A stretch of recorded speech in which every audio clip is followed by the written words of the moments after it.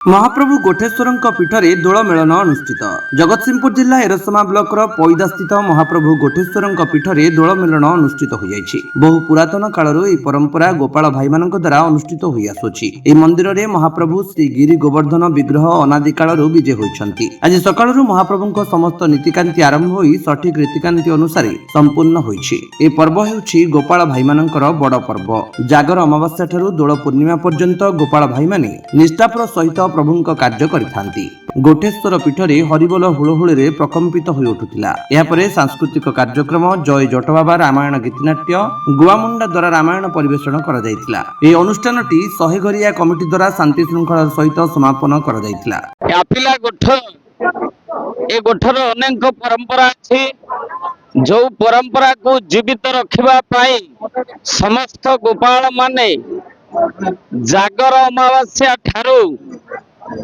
दोल पूर्णमी पर्यंत से प्रभुंक कार्य निमग्न थांती। तेणु ये आपिला गोठर परंपरा आ विधि गीत प्रभुंकर जात ये सब अन्य गोठ ठारू निश्चित भाव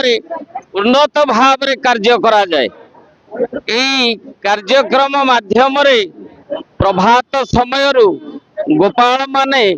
गिरी गोवर्धन गादी पीठरे पहुंची प्रथमे सज को आनी चौथा स्थान रे रखा जाए। सज रखी सारला परे गोपीनाथ जे गोपर इष्ट जहांक पाई ये जात यही दोल जात पाई गिरी गोवर्धन पीठरे आमर इष्ट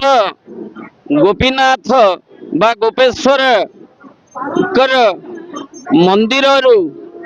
विग्रह प्रथमे आसी एठारे गोठरे पहुंचला परे आमर देवदेव महादेव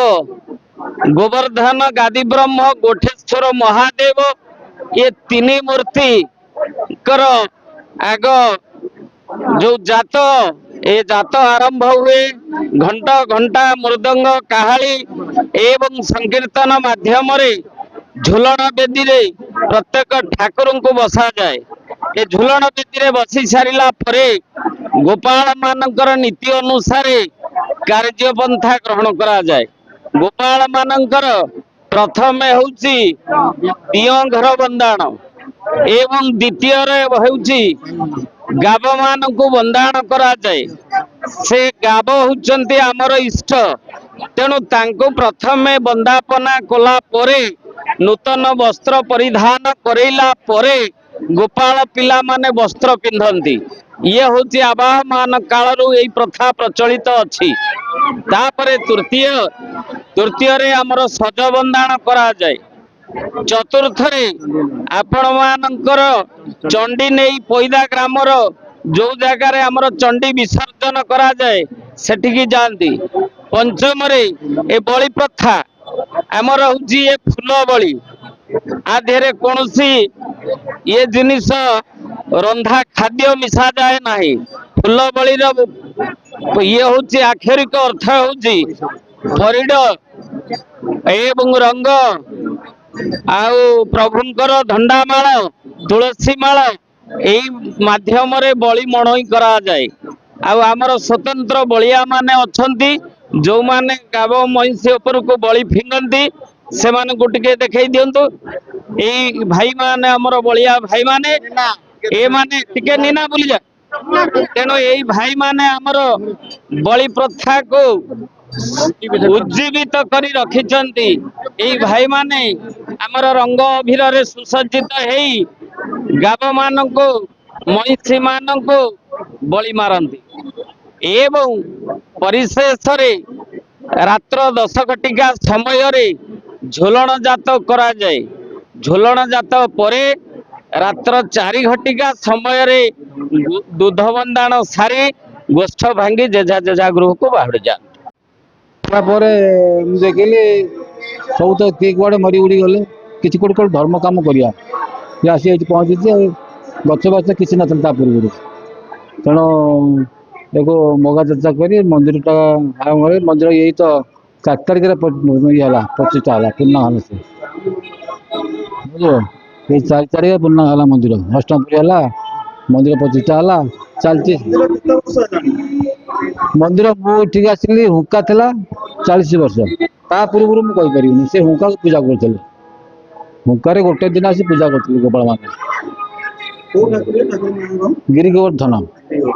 ଆପଣ କେତେ ବର୍ଷ ହେଲାଣି? ମୁଁ 40 ବର୍ଷ ହେଲାଣି 40 ବର୍ଷ ହେଲା ପୂଜା କରି ଆସୁଛନ୍ତି, ଠାକୁରଙ୍କ ସେବା କରି ଆସୁଛନ୍ତି। କଣ ଅନୁଭୂତି ପ୍ରଭୁଙ୍କର? ଅନୁଭୂତି କଣ ଆଉ ଆମେ କଣ ବା ଜାଣିଛୁ କଣ ବାର୍ତ୍ତା ଦେବେ ସମାଜ ବର୍ତ୍ତମାନ? ମୁଁ ଏତିକିଟା ଜାଣୁଛି କଣ ଠାକୁରଙ୍କ ଯଦି ମହିମା ନଥାନ୍ତା ଏଠିକି ଗୋଟେ ଦିନ ଆସନ୍ତି ଲୋକ ଆସୁଥିଲେ ଏଇ ଦୋଳ ପୂର୍ଣ୍ଣମୀ ଦିନ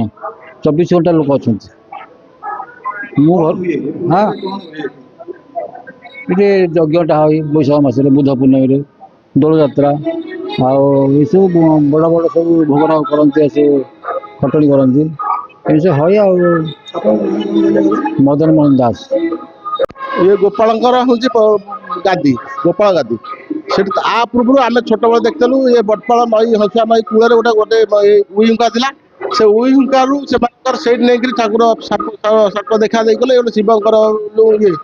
ସେଥିପାଇଁ ସେ ଗାଦି ପାଖରେ ସେମାନେ ପୂଜାପୂଜି କରନ୍ତି ଜଣେ ଏବେ ସେ ମରିଗଲେଣି ଆଉ ସେଠି ପୂଜା କରନ୍ତି ସେ ଦୂର ବାଟ ଟିକେ ହେଲାଣି ତାକୁ ସେ ଗୋପାଳ ଗାଦି ସ୍ୱପ୍ନ ହେଲେ ମୋ ଗାଁ ପାଖରେ ବଡ଼ପାଳ ଗାଁ ପାଖରେ ଗୋଟେ ଗୋପାଳ ଗାଦି ପୀଠ ଅଛି ଇଏ ଗୋପାଳ ଭାଇଙ୍କର ଯୋଉ ସଜ ବୁଡ଼ା ବୁଡ଼ି ଏବେ ଆସିଛନ୍ତି ତା ପୂର୍ବ ଦିନ ସେମାନେ ସେଇଠି ଯାଇକିରି ସର୍ବ ନଈରେ ସଜ ବୁଡ଼େଇବେ ସଜ ବୁଡ଼ି ସାରିଲେ ଏଠି ପୂଜା ସେ ଠାକୁର ପାଇଁ କରିବେ ପୂଜା କରିସାରିଲା ପରେ ସେମାନେ ଆସିକିରି ଏଠି ଆଜି ଆସିବେ ସେଟା ଘରେ ହାଣ୍ଡି ବସେଇବେ ବସେଇଲା ଆଜି ସକାଳୁ ସକାଳୁ ଆସନ୍ତି ଇଏ ତାପରେ ଏଠି ବଳି ହୁଏ ଆଉ ବଳି ଏବେ ହେଇନି ଆଉ ଟିକେ ବଳି ହବ ସେମାନଙ୍କ ବଳି ସିଷ୍ଟମ ଅଛି କ୍ଷୀର ପଇଡ଼ ନଡ଼ିଆ ଘିଅ ଏସବୁ ଜିନିଷରେ ତିଆରି ହେଇସାରିଲା ପରେ ଏମାନେ କଣ କରନ୍ତି ଯୋଉ କେତେବେଳେ ଅଛନ୍ତି ପୁରା ନିଷ୍ଠା ପିଆଜ ରସୁଣ ଖାଆନ୍ତି ନାହିଁ ସବୁବେଳେ ଅରୁଆ ସେମାନେ ବଳିବା 10-15 ଜଣ ଅଛନ୍ତି ପ୍ରତି ଗାଁର ସବୁ ଗାଈ ଆଗରୁ ଥିଲା ବଳଦ ଗାଈ ଗୋରୁ ପାଳି ସବୁ ଥିଲା ସେମାନେ ଏଠିକି ଆଣନ୍ତି ଏ ବଳି ତାକୁ ସବୁ ପକାନ୍ତି ହେଲା ବଳି ପକାନ୍ତି ସେ ବଳି ସାରିଲା ପରେ ପୁଣି ଆଉ ଗୋଟେ ପ୍ରାରମ୍ଭିକ ପ୍ରସ୍ତୁତି ହୁଏ କୋଉଠି ନା ଏପଟେ ଗୋଟେ ବାଟରେ ଅଛି ବଳିଆ ଖବର ସେ ବଳିଆ ଖବର ଦେଇକି ତାଙ୍କର ନଉଡ଼ି ଗୋଟେ ଗଛ ଅଛି ସେଠି ଯାଏ ଶେଷ ତାଙ୍କର ସେଠି ପୂଜା ପଣା ପୂଜା କରିସାରିଲା ପରେ ସେମାନେ ନଈରେ ହଉଛି ତାଙ୍କର ଯୋଉ ବଳି ହାଣ୍ଡି ପ୍ଲସ୍ ତାଙ୍କର ଯୋଉ ଜିନିଷ ଭାଙ୍ଗିକିରି ଶେଷ କରନ୍ତି ଆସନ୍ତି ଖାଦ୍ୟପେୟ କରି ପୁଣି ରାତିରେ କି ଏଠି ଆସି ତାଙ୍କର ପର୍ବ ଶୀତଳ ହୁଏ ଗୋପାଳଙ୍କର କ୍ଷୀର ସବୁ ଆଜି କିଛି କାହାକୁ ଦିଆଯିବନି ସେ ତାଙ୍କର ହଉଛି କ୍ଷୀରି ହବ ଗୋପାଳ ଭାଇ ଆସିବେ ଏ ଗୋପାଳ ଭାଇ ସାଙ୍ଗରେ ଏ 5-7 ଖଣ୍ଡ ମୌଜାର ସବୁ ଲୋକଙ୍କର ସହଯୋଗ ଏଇ ଗାଦିରେ ଆସ୍ତେ ଆସ୍ତେ ଏକ ମହିମା ଜୋରେ ଆମେ ତ ମତେ ତ ହେଲା 59 ବର୍ଷ ମୁଁ ଛୋଟବେଳୁ ଦେଖୁଛି ତା ପୂର୍ବରୁ ସବୁ ଏମିତି ଚାଲିଛି ମୁଁ 59 ବର୍ଷରେ ଛୋଟ ଆଚେ ଗୋଟକୁ ଦେଖେ ଏଇ ଆଉ ଏଇ ଆମେ ଦେଖୁଛୁ ଆଉ ତାପରେ କଣ ତା ପୂର୍ବ କଥାଟା ଆଉ କହିପାରିବୁ ଯେ ଶୁଣ ସୁଦାନ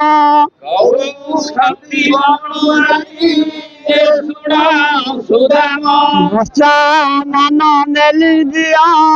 ଯେ ଯିବା ବହନ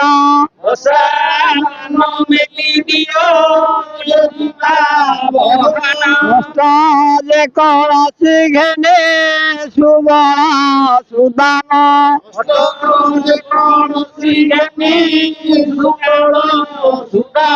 ରୁଦ୍ର ନାମ ଜପି ଦିଲା ଯେ ଭହନ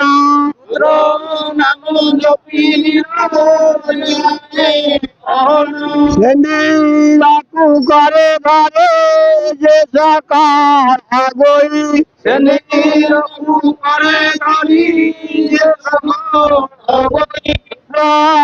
সাকার মন্ত্র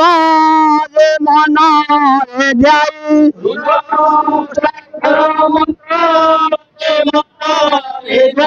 ঘরে ঝড়ি আসুছন্তে শিব নমারে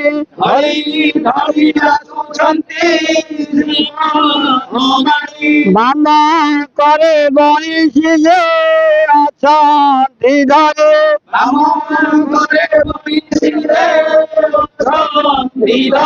আবে হইলে হরি যে কান নবন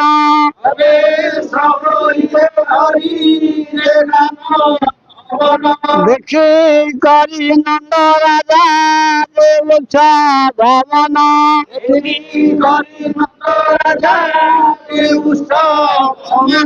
କହୁଛନ୍ତି ବନ ମାରି ସୁଦାନ କୁଚାଏ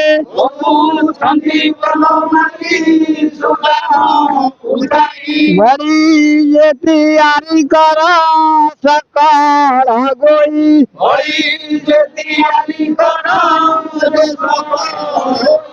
ବଡ଼ି ତିଆରି ନ ସର୍ବେ ଯେ ହରସ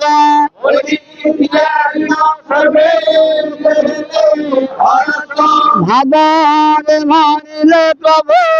ସେଦିନ ଅଚ୍ୟୁତ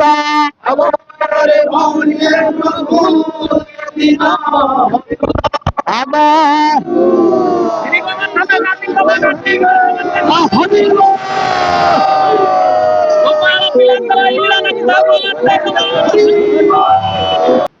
ଏ ମେଲନଟା ବହୁ ବର୍ଷ ଧରି এটা হচ্ছে এই অঞ্চলের গোটে বড় পর্ব এই অঞ্চলের এই অঞ্চল বহুত লোক এটি প্রায়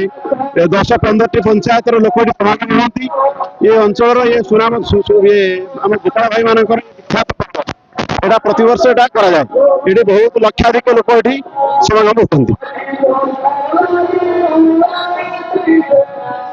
ଆଉ କଣ କହିବି କଣ বহু ବର୍ଷ ଧରି ମତେ ତ ମୁଁ ତ 50 ବର୍ଷ ମାନେ ବହୁ ବର୍ଷ ଧରି ହେଲାଣି ପୁରା ମୂଳରୁ ଏଇଟା ଚାଲିଛି ଏ କାର୍ଯ୍ୟକ୍ରମ এটা ଚାଲିଛି ଚାଲୁଥିବ ମଧ୍ୟ କେବେ ବି ବନ୍ଦ ହେଇପାରିବ ନାହିଁ କେହି ବି ବନ୍ଦ କରିପାରିବେ ନାହିଁ ପଇଲା ପଞ୍ଚାୟତ ଅନ୍ତର୍ଗତ ଆपिଲା ଗୋପାଳ ସମାଜ ତରଫରୁ ମୁଁ ସଭାପତି ଶ୍ରୀ ଗୁଣନିଧି ଦାସ ଆଉ ମୋ ସହିତ ଅନ୍ୟାନ୍ୟ ସହଯୋଗୀ ବି ଅଛନ୍ତି ସେମାନେ ସବୁ 10-12 ଜଣ ଅଛନ୍ତି ତାଙ୍କରି କର୍ମକର୍ତ୍ତା ସମସ୍ତଙ୍କୁ ନେଇକରି ଅନୁଷ୍ଠାନ ଆରମ୍ଭ ହେଇଛି ଏ ଅନୁଷ୍ଠାନ ଆରମ୍ଭ ହେଇଛି ଏଇଟା ପାରମ୍ପରିକ ଯାତ୍ରା ବହୁତ ଦିନ କାଳ ଘଡ଼ି ଆସୁଛି ତେଣୁ ସେ ବାବଦରେ ଆଉ ମୁଁ ଅଧିକା କିଛି କହିବନି ମୋର ସାଥୀମାନେ ସବୁ ବହୁତ କଥା କହିଛନ୍ତି ତେଣୁ ମୁଁ ଅଧିକା କଥା କହିବିନି ଆମର ଯାତ୍ରା ଆରମ୍ଭ ହେବ ତେଣୁ ସେଇ ବାବଦରେ ଆମେ ସବୁ କରିବା ପିଲା ଗୋଟ ପଇଦା ପଞ୍ଚାୟତ ଏରସମା ବ୍ଲକ ଏବଂ ଜଗତସିଂହପୁର ଜିଲ୍ଲା ଇଏ ଗୋଠ ହେଉଛି ଆମର ଏ ଅଞ୍ଚଳର ଏରସମା ଅଞ୍ଚଳର ସବୁଠାରୁ ବଡ଼ ଗୋଠ ସବୁଠାରୁ ଆମର ଏଠି 100 ଭାଇ